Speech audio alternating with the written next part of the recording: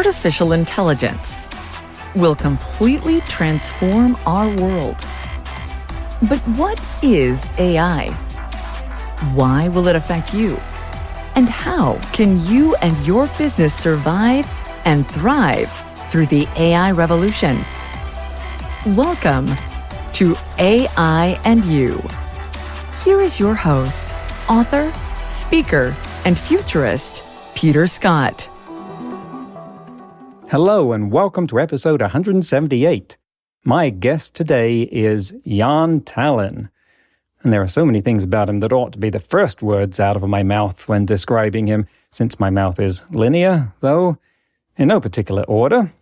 Jaan was one of the founding developers of Skype and the file-sharing application CSER, making him a billionaire, which he has leveraged to co-found and fund key institutions that address existential risk. In other words, threat to the existence of the human race.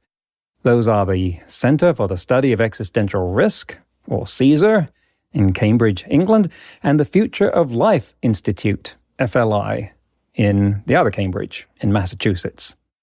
Jaan is also a member of the board of sponsors of the Bulletin of the Atomic Scientists, the people who maintain the doomsday clock, which is their way of telling us how high the risk of nuclear war is.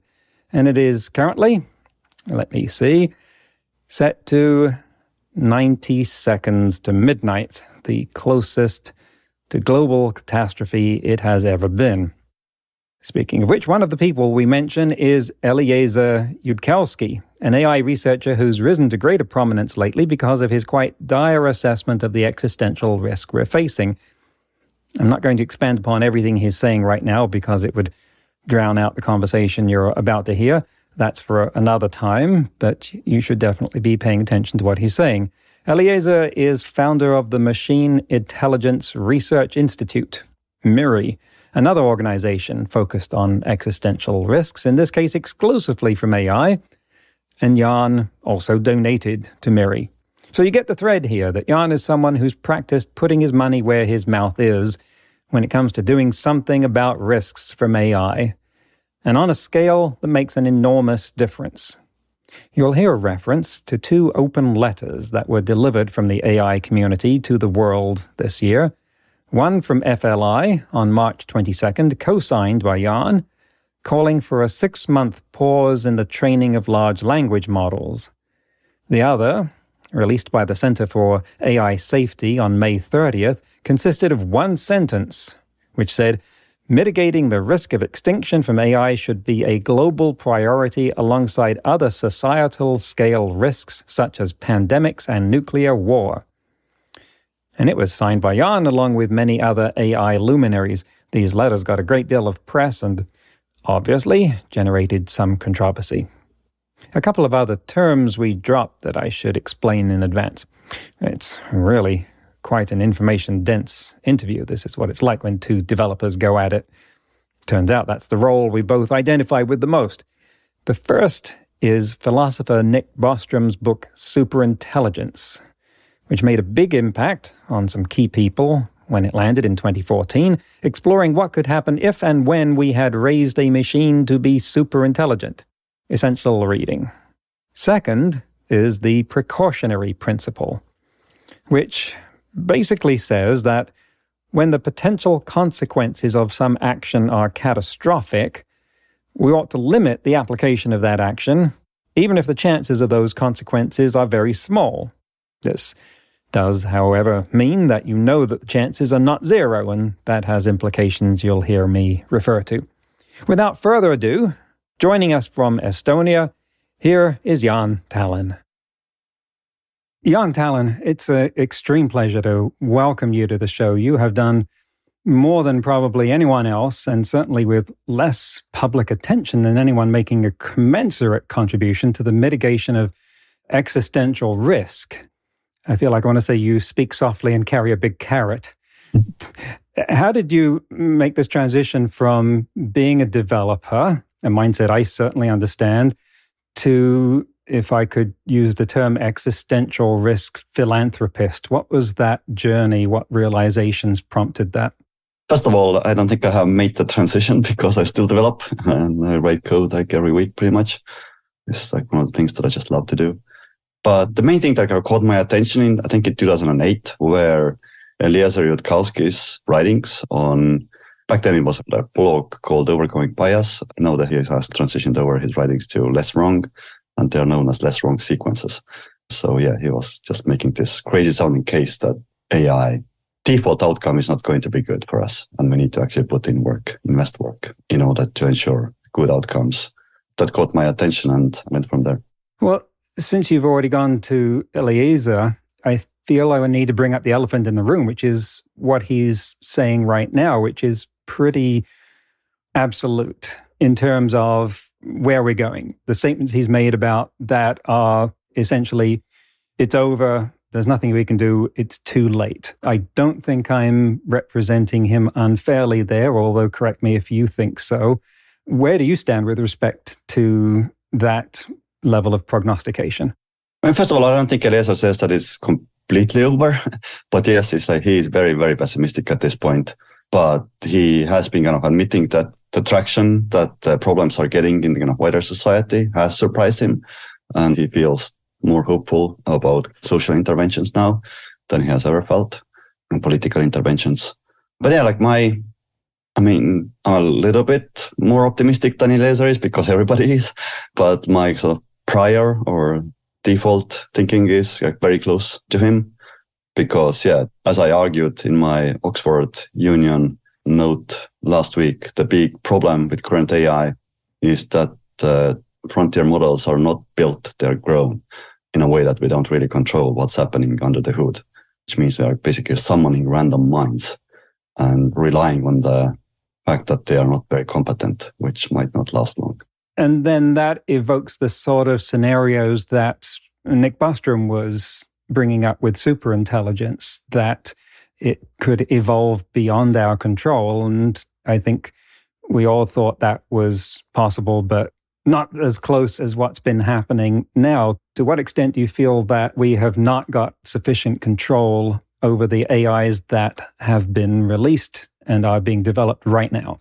Yeah, so it's kind of hard to say to what degree the current crop of AIs, especially AIs that have been released by Meta, etc., and now it's being kind of used in North Korea, etc., like how much they pose kind of very serious catastrophic risks. I mean, we have lived with them for 6 months to a year now, and like nothing completely horrible has gone wrong. So kind of empirically, they're okay-ish, but like I don't really know. Things might spin out of control like any day now.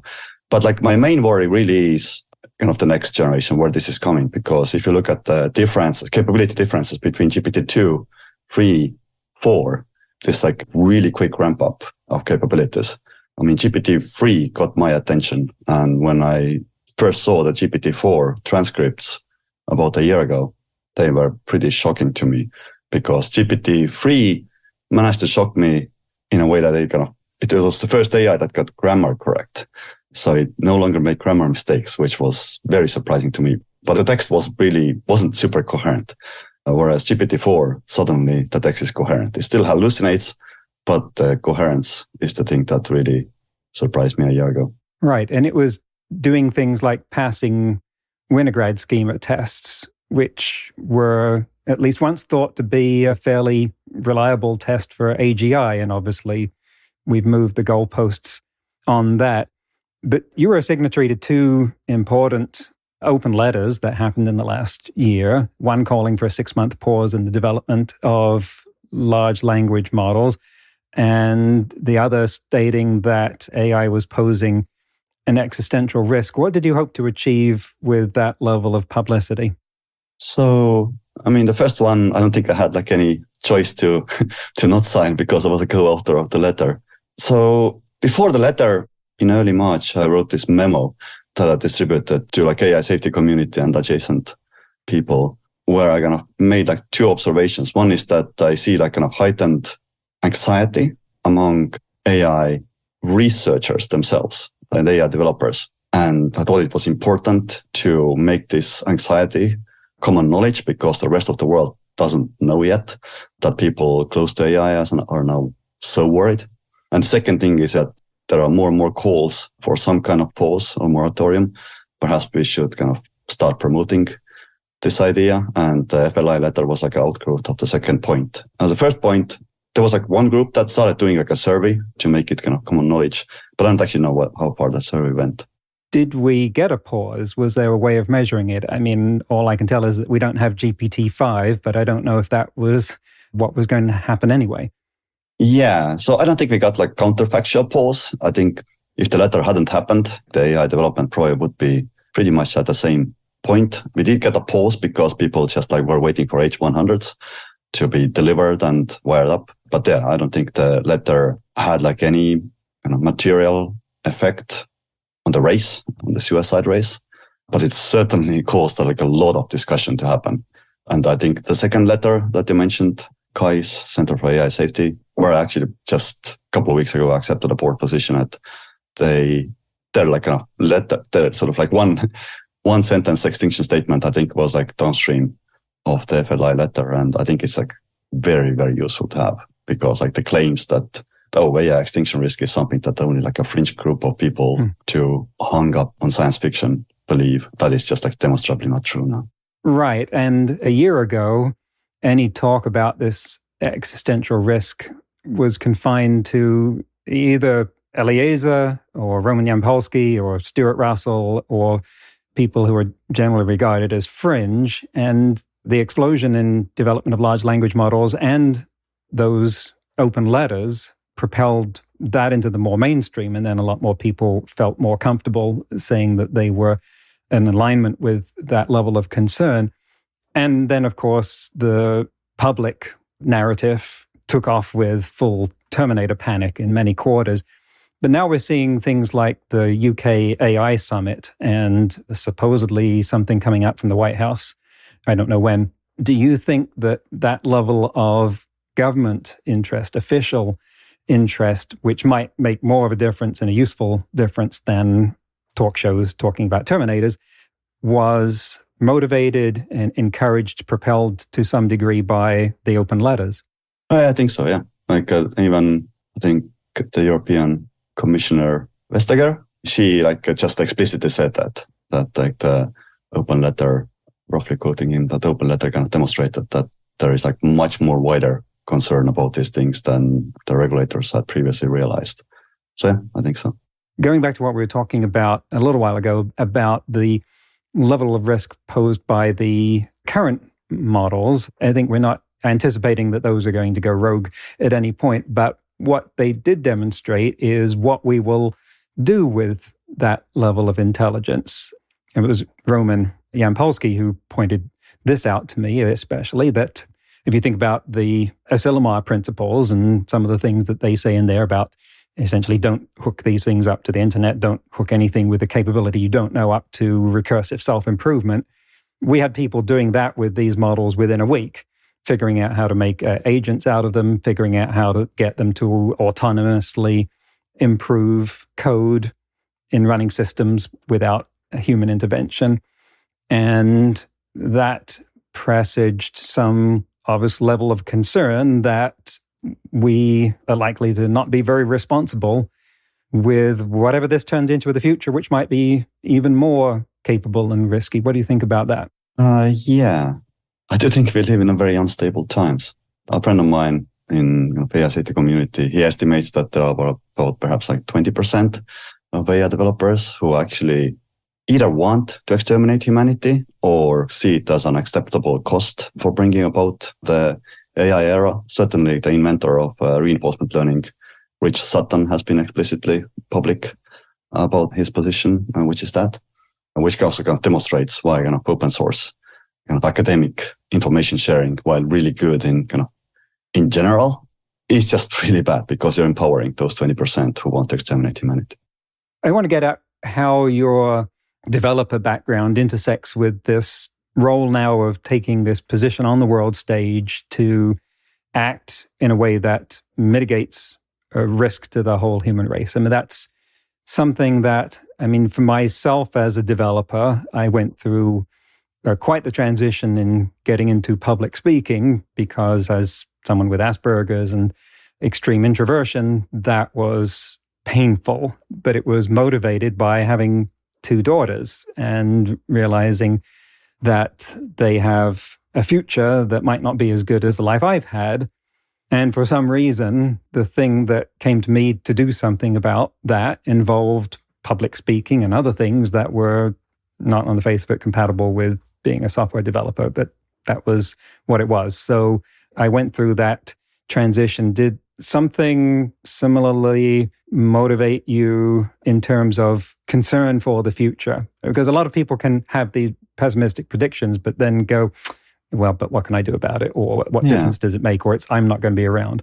Yeah, I mean, I do have 6 children and 1 grandchild. So that is definitely like a motivating factor. In fact, I used to ask people when kind of the concerns about AI were kind of more fringe. And when I started explaining them to people, like quite often I asked, A, can you program? And B, do you have children? Then I get like 4 different quadrants.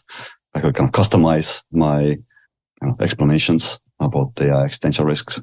So because parents who are also programmers, they're the easiest to communicate the problem to, whereas like non-parents who don't know what programs are the hardest. So yeah, I do think that kind of concern about future generations can be very motivating. The friend of mine just recently pointed out that it became apparent recently. His son is about 1 year old, and he had this thought that looking at him, he realizes that his son will never be as good as AI. So like he's clearly like inferior to AI in language abilities currently. And the way things are going, unless we get a pause, there will be like no abilities, including physical abilities, that he would catch up to AI. AI would just be ahead of him all the time. What you've said there about feeling inferior to AI is something that obviously deserves some more exploration, but I want to defer that until later when we might have an arc in the conversation that tends more towards further future and optimism. You have funded 2 organizations, Center for the Study of Existential Risk, Future of Life Institute, that do, well, what they say on the lid, but neither of those titles has AI in them. And so they do work on other things as well. Has your interest in those risks been confined to AI, or is the reason for their breadth of application something that maybe it was easier to get something started like that than just nailing it down to AI? So, I mean, I'm a co-founder at both organizations. So even though my kind of focus has always been AI, existential risk, the combination of people will have like a necessarily broader interest. So at the Cambridge, UK, as Center for the Study of Existential Risk, this organization has always been what I call sort of broad spectrum antibiotic, where we think about many different risks. And going in, the idea was to be a little bit like a pioneer in academia, to kind of associate the brand of Cambridge with the concept of existential risk, which in 2012, where we started, was like considered very fringe. So I think one thing that I've been saying is that CSER, Center for the Study of Existential Risk, kind of paid for it by having the existential risk in its name in Cambridge, and everything else is a bonus. And at FLI, the focus basically mostly has been AI and nuclear, again, because of the interest of my co-founders in avoiding nuclear catastrophes. And now we are kind of really doubling down on AI risk. So I think FLI is much more kind of closer to my focus currently than CSER is. Do you have interest in the other existential risks like climate change? Yeah. And those, it's hard to put on a hat that big, perhaps. Yeah, the way I've been putting it is that like I take all existential risk reduction that I can get. So like if there's a way to kind of throw money at the problems, I would be happy to. That said, yeah, my time budget certainly, and also financial budget, but less certainly, is limited. So I need to focus on something, and my expertise certainly is in AI risk. And also I think that the AI risk is now 1 or 2 orders of magnitude higher than all the other X risks combined. Okay. Now, how do we make that risk real to people? The thing I struggle with is that there's just no way of measuring it. It's not like an asteroid impact where you can say, look, this happens once every 50 million years. And so you can actually get that down to an expected mortality rate. You can't do that because we have no idea currently of what that probability is or how to compute it. So I feel like I'm trying to argue with people about it, comparing it to the risk of invasions of leprechauns from another dimension. Some things that we can imagine as not being completely impossible are nevertheless so unlikely that there is simply no point in thinking about them, that being one of them. That's not the case with AI, but I can't even invoke the precautionary principle because I have no idea what the probability of that risk is. How do we make this real so that we can do something with it? Yeah, unfortunately, because we are talking about the unprecedented situation, it's hard to point to any kind of previous occurrences of AI existential risk. So we kind of need to use some either metaphors or some analogies. And those, which metaphors or analogies to use kind of depends on your audience, right? So myself, like one thing that I've done, for example, is just demonstrate tax risk in toy models. So if I talk to a programmer, I can just like show like that here are two agents. One of them has like a more deeper search tree. And look what happens when you're kind of like start put them together in this toy universe. So you can kind of like get your intuition and go up from there. But I think that there's another interesting phenomenon is that in practice, sort of ordinary people, they are worried. More and more polls show, especially in the West, in the US, show that people are very uneasy about the small group of people trying to build super intelligent AIs. And I think their intuitions are just correct. So like we have this interesting situation where you have most ordinary people being worried and then like the top experts being worried. And then in the middle, there are sort of like mostly academics who go like, well, actually, we don't even know what intelligence is. Just like wanting to sound smart. And that's it. Right. And that was intolerable up until a year ago, in that you had, anytime you tried to have this conversation with people in the field, you could even point out what Stephen Hawking was saying, and they would say, he's a theoretical physicist, it's not his field, doesn't count. Now that seems to have died down some. What I want to do on this podcast and with all of my work is help people understand what this means to them, what they can do about it. So when it comes to the ordinary people, a parallel with climate change would be that they can get electric cars, they can put solar panels on, there is something they can do. It's not enough, but it is something. It makes some difference. What can ordinary people do in this respect other than get better informed, which they can do by listening to this podcast? Yeah, getting better informed is, of course, useful. The other thing is just kind of like indicate that you're concerned. And if you live in a democracy, you just indicate that you're going to vote for politicians who are basically responsive to the concerns. Yeah, and there now people are starting to demonstrate. There have been protests here and there about this. So I expect this to also increase. And obviously everybody can kind of participate in those things. There's even some sign of sort of protests emerging in the UK in advance of the summit there. Someone cited a van with an electronic billboard on it in Whitehall that was castigating AI companies for their recklessness. So then what should governments do? I mean, we often assume that they have this omnipotence or that they have the power to do things, but we maybe don't realize that they could be as lost as the rest of us in figuring out what to do, especially when we're talking about something that's not like nuclear weapons. And we would compare the risk to nuclear weapons, but nuclear weapons have no positive use that is worth discussing. Whereas AI will, given enough chance, cure cancer and has all of these commensurately positive outcomes for all the negative ones that we can imagine. So stopping it isn't something that we even want to do or should do unless we can prove, like Eliezer, that it's going to result in almost certainly extinction. So this puts governments between a rock and a hard place. What should they do? Yeah, so many things to say here in response. First of all, I also think that even on the current trajectory, in expectation, the future is positive. In the sense that, if I look at risk of extinction, which is, in my current estimation, well over 90%, but if I just multiply the small chance of surviving with the positive properties of that world, I still get something that is an improvement over the status quo, perhaps significant improvement. But it is indeed our in our power, at least in theory, to delay things so we could not just rush into this unknown future that's probably going to be lethal, but actually kind of like take some precautionary steps, which we're currently just not taking at all. So I do think that certainly governments can make things illegal. And as I say that, it's the top AI projects that are now getting to the territory of like $1 billion projects. And like doing a $1 billion or perhaps soon $10 billion projects is just hard enough. It's just already super hard. If you make them illegal, they're pretty much impossible. Doing a $1 or $10 billion project that is illegal I would like to see examples like who has done that. So like, yeah, governments can make things illegal. That's one thing. Would Moore's law make that $1 billion project a $1 million project in 5 years? Yeah. So there are two counter arguments to making things illegal. One is indeed what you just said, that Moore's law keeps going. And the other is the but China argument. So to the first is like, well, you can make hardware illegal.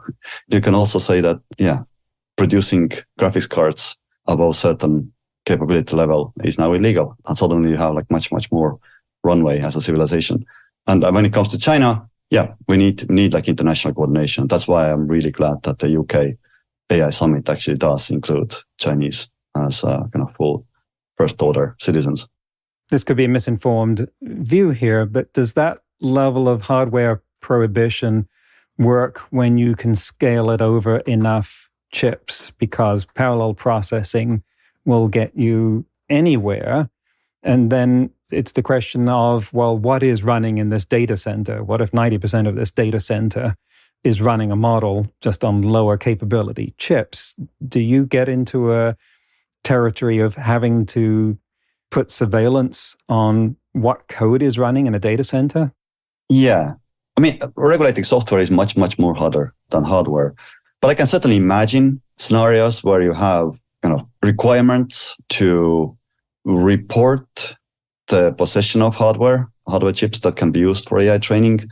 And like, because they probably, from what I know, have like a unique identifiers and secure enclaves, etc. So you can kind of have them do like kind of random checks on companies, whether they're still in possession of the hardware, etc. So you can have some kind of regulatory regime that keeps an eye on things. Of course, like there are arguments that this is like sounds increasingly more dystopian, but yeah, there are trade-offs. Like this is going to be a very harsh trade-off to navigate. Like to what degree we sacrifice the freedom against our hopes to survive. Well, that scenario is only dystopian if you're a large tech company, because it's not getting at surveillance of individuals until you start worrying about people with M3 MacBooks. Yeah, but as you pointed out, that like if you like let the Moore's law to continue, then like the surveillance has to be more and more pervasive.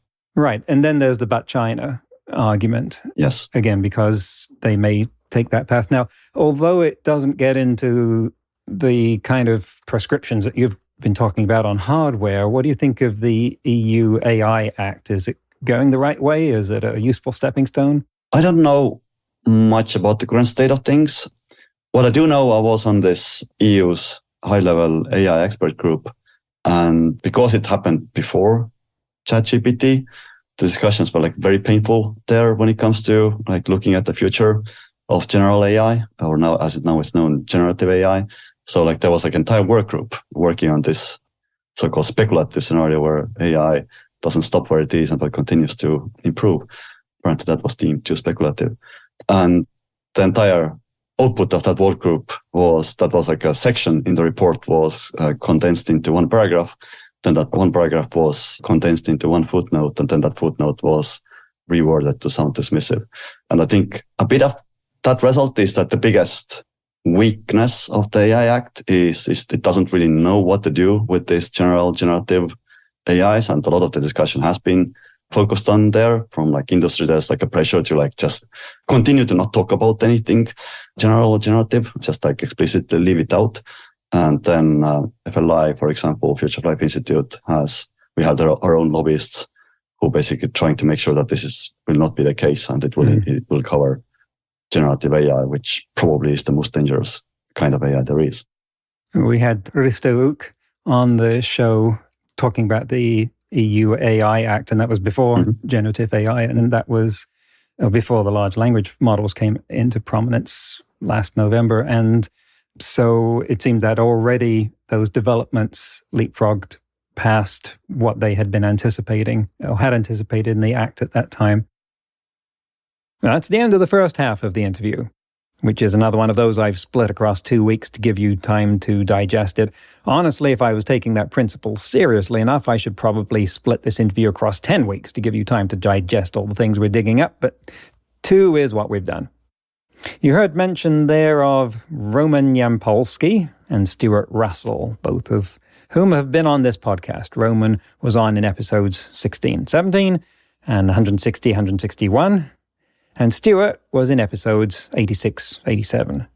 They've been sounding the alarm about the existential risk of AI for a long time, and during the period when such a stand was often ridiculed by AI researchers. Because of Roman and Stuart's standing as researchers, however, Stuart literally wrote the book on AI, or in this case co-wrote the standard AI textbook used in universities. However, they were stalwart standard bearers for that message that couldn't be ignored. I also mentioned Risto Uk, who is the lead European Union researcher at FLI, who came on episodes 139, 140 to help us understand the EU AI Act. In today's news, ripped from the headlines about AI, a study at UC San Diego found that, listen carefully, ChatGPT outperforms physicians in high-quality, empathetic answers to patient questions. The paper was published in the Journal of the American Medical Association on Internal Medicine and asked the question, quote, can an artificial intelligence chatbot assistant provide responses to patient questions that are of comparable quality and empathy to those written by physicians, end quote. They compared physicians' and chatbots' responses to patients' questions asked publicly on a social media forum. The chatbot responses were preferred over physician responses and rated significantly higher for both quality and empathy. Jessica Kelly, a nurse practitioner and study co-author, said, quote, ChatGPT messages responded with nuanced and accurate information that often addressed more aspects of the patient's questions than physician responses. Co-author Aaron Goodman, MD, Associate Clinical Professor at UC San Diego School of Medicine, said, quote, I never imagined saying this. Yep, me neither.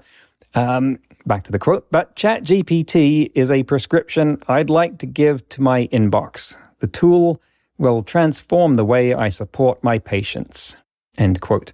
Just another way in which the ripples from the impact of large language models are spreading. Next week, we'll conclude the interview with Jaan Tallinn, when we'll talk about value alignment and how that does or doesn't intersect with large language models, FLI and their world-building project, and the instability of the world's future. That's next week on AI and You. Until then, remember, no matter how much computers learn how to do, it's how we come together as humans that matters. That's all for this episode of AI and You. Please leave a rating and comment and share with your friends. Get the book Artificial Intelligence and You and see more videos and articles at aiandyou.net. That's aiandyou.net, where you can also send us your questions. Thank you for listening.